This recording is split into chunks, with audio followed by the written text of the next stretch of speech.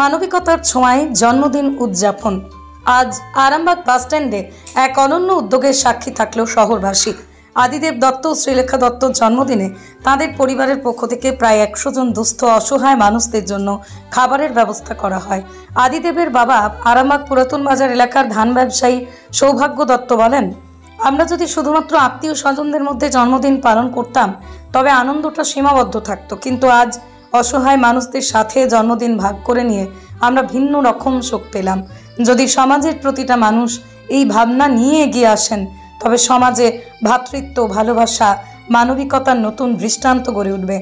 আজকের এই অনুষ্ঠানের মাধ্যমে পরিবারটি শুধু মানবিকতার এক উজ্জ্বল উদাহরণই তৈরি করলো না, বরং ছোটদের কাছেও একটা বড় বার্তা পৌঁছে দিল।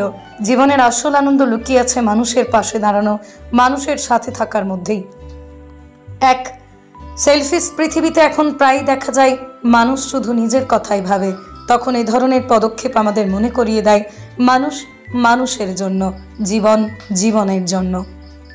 খবরটি ভালো লাগলে অবশ্যই আমাদের চ্যানেলটি ফলো, খবরটি শেয়ার করে পাশে থাক।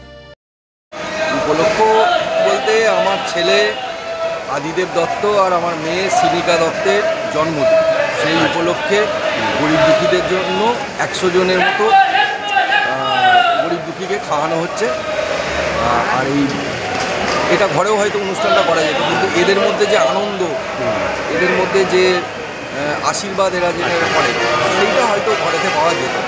সেই কারণেই এইভাবে গরিব দুঃখীদের মধ্যে খাওয়া দিতে হবে। এখন পর্যন্ত কতজনকে দেওয়া হয়েছে? এখনো পর্যন্ত 65 জনকে দেওয়া হয়েছে।